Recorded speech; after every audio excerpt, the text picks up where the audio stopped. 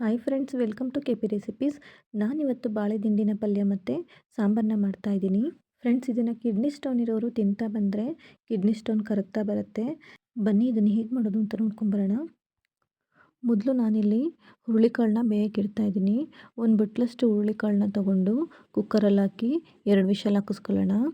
ನೋಡಿ, ನಾನಿಲ್ಲಿ ಬಾಳೆ ದಿಂಡು ತೊಗೊಂಡಿದ್ದೀನಿ. ಇದನ್ನು ಸುತ್ತ ಇರೋ ಲೇಯರ್ಸ್ನೆಲ್ಲ ಕಟ್ ಮಾಡಿ ಮಧ್ಯದ ಭಾಗನ ಮಾತ್ರ ತೊಗೋಬೇಕು. ನೋಡಿ, ಈ ರೀತಿಯಾಗಿ ಕಟ್ ಮಾಡ್ಕೋಬೇಕು.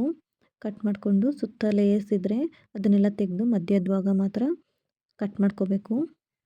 ಇದು ಸ್ವಲ್ಪ ಗಟ್ಟಿ ಇರುತ್ತೆ, ಸ್ವಲ್ಪ ಪ್ರೆಷರ್ ಹಾಕಿ ಕಟ್ ಮಾಡ್ಕೋಬೇಕು. ನೋಡಿ, ಈ ರೀತಿಯಾಗಿ ಚಿಕ್ಕ ಚಿಕ್ಕದಾಗಿ ಕಟ್ ಮಾಡಿಟ್ಕೋಬೇಕು. ಕಟ್ ಮಾಡ್ಕೊಂಡ ತಕ್ಷಣ ಇದನ್ನು ಹಾಗೆ ಇಟ್ಟರೆ ಕಪ್ಪಗಾಗಿಬಿಡುತ್ತೆ. ನಾನಿಲ್ಲಿ ಮಜ್ಜಿಗೆ ನೀರು ತೊಗೊಂಡಿದ್ದೀನಿ. ಮಜ್ಜಿಗೆ ನೀರಲ್ಲಿ ಹಾಕಿಟ್ರೆ ಕಪ್ಪಗಾಗಲ್ಲ.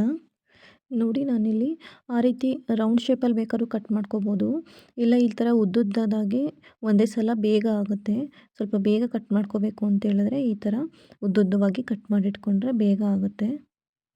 ನೋಡಿ, ಇವಾಗ ಎಲ್ಲ ಕಟ್ ಮಾಡಿಟ್ಕೊಂಡಾಯಿತು. ಎಲ್ಲ ದಿಂಡನ್ನು ಇದೇ ರೀತಿಯಾಗಿ ಚಿಕ್ಕ ಚಿಕ್ಕದಾಗಿ ಕಟ್ ಮಾಡಿಟ್ಕೊಂಡಿದ್ದೀನಿ.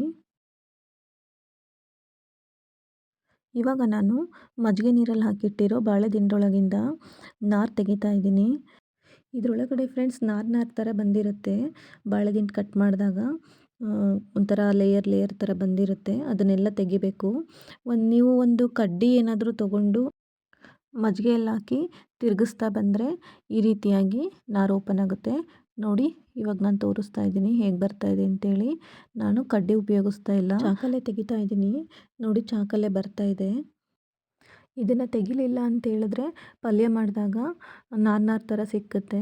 ಅದೇನಾಗಲ್ಲ, ಅದು ತೆಗೆದ್ರೆ ಚೆನ್ನಾಗಿರುತ್ತೆ ಅಂತ ಹೇಳ್ಬಿಟ್ಟು ತೆಗೆದು ಈ ರೀತಿಯಾಗಿ ರೆಡಿ ಮಾಡಿಟ್ಕೊಂಡಿದ್ದೀನಿ. ನೋಡಿ, ನಾನಿವಾಗ ಮಜ್ಜಿಗೆಯಲ್ಲಿ ಹಾಕಿಟ್ಟಿರೋದ್ರಿಂದ ಸ್ವಲ್ಪನೂ ಕಪ್ಪಗಾಗಿಲ್ಲ, ಇಲ್ಲಾಂದರೆ ಇಷ್ಟಲ್ಲೇ ಕಪ್ಪಾಗಿಬಿಟ್ಟಿರುತ್ತೆ. ಇವಾಗ ಇದನ್ನು ಕುಕ್ಕರಿಗೆ ಹಾಕೋಕ್ಕಿಂತ ಮುಂಚೆ ನೀರಲ್ಲಿ ತೊಳೆದಿಟ್ಕೋತಾ ಇದ್ದೀನಿ. ಇವಾಗ ಹುರುಳಿಕಾಳು ಬೇಯಕ್ಕಿಟ್ಟಿದ್ವಲ್ಲ, 3 ವಿಷಲ್ ತೊಗೊಂಡಿದ್ದೀನಿ. ಇವಾಗ ಹುರುಳಿಕಾಳು ಬೆಂದಿದೆ. ಇವಾಗ ನೀವು ಸಾಂಬಾರಿಗೆ ಬೇಕಾದರೆ ಹುರುಳಿಕಾಳನ್ನ ಎತ್ತಿಟ್ಕೋಬೋದು. ಬಸ್ಸಾರು ಮಾಡ್ಕೊಳ್ಳೋದಕ್ಕೆ ಹುರುಳಿಕಾಳನ್ನ ಎತ್ತಿಟ್ಕೊಂಡು ಬಾಳೆ ದಿಂಡನ್ನು ಹಾಕಿ ಬೇಯಿಸ್ಕೊಳ್ಳೋಣ.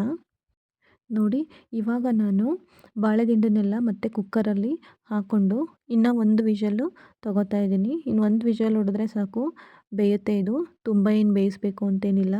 ನಾನಿವಾಗ ಇದರಲ್ಲಿ ಈರುಳ್ಳಿ ಮತ್ತು ಟೊಮೊಟೊ ಹಾಕಿ ನೀರು ಹಾಕಿ ಇದಕ್ಕೇ ಉಪ್ಪು ಹಾಕ್ಕೊಂಡು ಇನ್ನೂ 1 ವಿಷಲ್ ಹಾಕಿಸ್ಕೊತಾ ಇದ್ದೀನಿ. ಇವಾಗ ಇದು ಬೆಂದಿದೆ. ಟೊಮೊಟೊ ಮತ್ತು ಈರುಳ್ಳಿ ಜೊತೆಗೆ 1 ಸ್ಪೂನಷ್ಟು ಬಾಳೆ ದಿಂಡನ್ನು ಸಹ ನಾನು ತೊಗೊಂಡು ರುಬ್ಬೋದಕ್ಕೆ ಅಂತೇಳಿ ಎತ್ತಿಟ್ಕೊತಾ ಇದ್ದೀನಿ. ಬನ್ನಿ ಇವಾಗ ರುಬ್ಬೋದಕ್ಕೆ ಏನೇನು ಬೇಕು ನೋಡ್ಕೊಂಬರೋಣ. ನಾನಿಲ್ಲಿ 1 ಕಪ್ಪಷ್ಟು ತೆಂಗಿನಕಾಯಿ ತುರಿ ತೊಗೊಂಡಿದ್ದೀನಿ.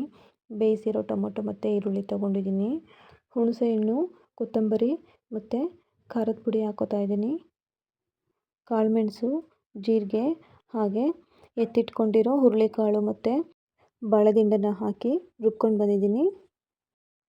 ನೋಡಿ, ನಾನಿಲ್ಲಿ ಬಾಳೆದಿಂಡು ಮತ್ತು ಹುರುಳಿಕಾಳಿಂದ ನೀರನ್ನು ಸಪ್ರೇಟ್ ಮಾಡಿ ಹಿಂಡಿ ತೆಗೆದಿಟ್ಕೊಂಡಿದ್ದೀನಿ. ಇವಾಗ ನಾನು ಸಾಂಬಾರಿಗೆ ಒಗ್ಗರಣೆ ಮಾಡ್ಕೊತಾ ಇದ್ದೀನಿ. ಸ್ಟವ್ ಮೇಲೆ ಒಂದು ಪಾತ್ರೆ ಇಟ್ಟು 1 ಸ್ಪೂನಷ್ಟು ಕೊಬ್ಬರಿ ಎಣ್ಣೆ ಹಾಕ್ಕೊಂಡು ಕೊಬ್ಬರಿ ಎಣ್ಣೆ ಕಾಯ್ದ ಮೇಲೆ ಸಾಸಿವೆ ಹಾಕ್ಕೊಂಡಿದ್ದೀನಿ. ಸಾಸಿವೆ ಎಲ್ಲ ಸಿಡಿದ್ಮೇಲೆ ಕರಿಬೇವು ಮತ್ತು ಒಣಮೆಣಸಿನ್ಕಾಯಿ ಹಾಕಿ ಅದು ಫ್ರೈ ಆದಮೇಲೆ ರುಬ್ಬಿಟ್ಕೊಂಡಿರೋ ಮಿಶ್ರಣನ ಹಾಕ್ಕೋತಾ ಇದ್ದೀನಿ. ಇವಾಗ ಇದಕ್ಕೆ ಕಾಳು ಬೇಯಿಸಿರೋ ನೀರಿತ್ತಲ್ಲ, ಅದನ್ನು ಹಾಕ್ಕೊಂಡಿದ್ದೀನಿ. ಈ ಟೈಮ್ನಲ್ಲಿ ಸಾಂಬಾರು ಕನ್ಸಿಸ್ಟೆನ್ಸಿ ನೋಡಿಕೊಂಡು ಎಷ್ಟು ಬೇಕೋ ಅಷ್ಟು ನೀರು ಮಿಕ್ಸ್ ಮಾಡಿಕೊಂಡು, ನಿಮಗೆ ಎಷ್ಟು ಬೇಕೋ ಅಷ್ಟು ನೀರು ಸೇರಿಸ್ಕೊಂಡು, ರುಚಿ ನೋಡಿಕೊಂಡು ನಿಮಗೆ ಎಷ್ಟು ಬೇಕೋ ಅಷ್ಟು ಉಪ್ಪು ಸೇರಿಸ್ಕೊಂಡು ಸರಿಪಡಿಸ್ಕೊಂಡ್ರೆ ರೆಡಿ ಆಯಿತು. ಸಾಂಬಾರು ಇವಾಗ ರೆಡಿ ಆಯಿತು. ಪಲ್ಯ ಹೇಗೆ ಮಾಡೋದು ನೋಡ್ಕೊಂಬರೋಣ ಬನ್ನಿ. ಪಲ್ಯ ಮಾಡೋದಕ್ಕೆ ನಾನಿಲ್ಲಿ ಈರುಳ್ಳಿ, ಒಣಮೆಣಸಿನ್ಕಾಯಿ, ಬೆಳ್ಳುಳ್ಳಿ ಜಜ್ಜಿಟ್ಕೊಂಡಿದ್ದೀನಿ 1 ಗೆಡ್ಡೆಯಷ್ಟು, ಕರಿಬೇವು, ಕೊತ್ತಂಬರಿ ಮತ್ತು ತೆಂಗಿನಕಾಯಿ ತುರಿ ತೊಗೊಂಡಿದ್ದೀನಿ. ನಾನಿಲ್ಲಿ ಸ್ಟವ್ ಮೇಲೆ ಒಂದು ಪಾತ್ರೆ ಇಟ್ಟು 1.5 ಟೇಬಲ್ ಸ್ಪೂನಷ್ಟು ಎಣ್ಣೆ ಹಾಕ್ಕೊಂಡಿದ್ದೀನಿ. ಎಣ್ಣೆ ಎಲ್ಲ ಚೆನ್ನಾಗಿ ಕಾಯ್ದ ಮೇಲೆ ಸಾಸಿವೆ ಹಾಕ್ಕೋತಾ ಇದ್ದೀನಿ. ಸಾಸಿವೆ ಎಲ್ಲ ಸಿಡಿದ್ಮೇಲೆ ಬೆಳ್ಳುಳ್ಳಿ ಹಾಕ್ಕೊಂಡಿದ್ದೀನಿ. ಬೆಳ್ಳುಳ್ಳಿ ಸ್ವಲ್ಪ ಫ್ರೈ ಆದಮೇಲೆ ಕರಿಬೇವು ಮತ್ತು ಒಣಮೆಣಸಿನ್ಕಾಯಿ ಹಾಕ್ಕೊಂಡಿದ್ದೀನಿ. ಅದು ಸ್ವಲ್ಪ ಫ್ರೈ ಆದಮೇಲೆ ಈರುಳ್ಳಿ ಹಾಕ್ಕೊಂಡು ಫ್ರೈ ಮಾಡ್ಕೊತಾ ಇದ್ದೀನಿ. ಈರುಳ್ಳಿಗೆ ನಾನಿಲ್ಲಿ ಸ್ವಲ್ಪ ಉಪ್ಪು ಸೇರಿಸಿ ಫ್ರೈ ಮಾಡ್ಕೊತಾ ಇದ್ದೀನಿ. ಬೇಯಿಸಿರೋ ಕಾಳಿಗೆ ನಾವು ಆಲ್ರೆಡಿ ಉಪ್ಪು ಸೇರಿಸಿರ್ತೀವಿ. ಇಲ್ಲಿ ಈರುಳ್ಳಿ ಬೇಯಲಿಕ್ಕೆ ಮಾತ್ರ ಸ್ವಲ್ಪ ಉಪ್ಪು ಸೇರಿಸಿ ಫ್ರೈ ಮಾಡ್ಕೋಬೇಕು ಅಷ್ಟೇ. ಈರುಳ್ಳಿ ಸ್ವಲ್ಪ ಕಲರ್ ಚೇಂಜ್ ಆಗೋ ತನಕ ಫ್ರೈ ಮಾಡ್ಕೊಳ್ಳೋಣ. ಇವಾಗ ಇದಾಗಿದೆ. ಬೇಯಿಸಿರೋ ಬಾಳೆದಿಂಡು ಮತ್ತು ಕಾಳು ಸೇರಿಸಿ ಮಿಕ್ಸ್ ಮಾಡ್ಕೊಳ್ಳೋಣ. ಇವಾಗ ಇದಕ್ಕೆ ಕೊತ್ತಂಬರಿ ಮತ್ತು ತೆಂಗಿನಕಾಯಿ ತುರಿ ಸೇರಿಸಿ ಮಿಕ್ಸ್ ಮಾಡಿದ್ರೆ ರೆಡಿ ಆಯಿತು. ನೋಡಿದ್ರಲ್ಲ ಫ್ರೆಂಡ್ಸ್, ಎಷ್ಟು ಈಸಿಯಾಗಿ ಬಾಳೆದಿಂಡು ಪಲ್ಯ ಮತ್ತು ಸಾಂಬಾರನ್ನ ಮಾಡ್ಕೊಳ್ಳೋದು ಅಂತೇಳಿ. ನಾನು ಮಾಡಿರೋಂಥ ಈ ರೆಸಿಪಿ ನಿಮಗೆಲ್ಲ ಇಷ್ಟ ಆಗಿದೆ ಅಂತ ಅಂದ್ಕೋತೀನಿ. ಇಷ್ಟ ಆಗಿದರೆ ಖಂಡಿತ ನೀವು ಕೂಡ ಟ್ರೈ ಮಾಡಿ. ಮತ್ತಷ್ಟು ಈಸಿ ರೆಸಿಪೀಸ್ಗೋಸ್ಕರ KP ರೆಸಿಪೀಸ್ ಚಾನಲ್ನ ಸಬ್ಸ್ಕ್ರೈಬ್ ಮಾಡ್ಕೊಳ್ಳಿ. ಈ ವಿಡಿಯೋ ನೋಡಿದ್ದಕ್ಕಾಗಿ ಎಲ್ಲರಿಗೂ ಧನ್ಯವಾದಗಳು.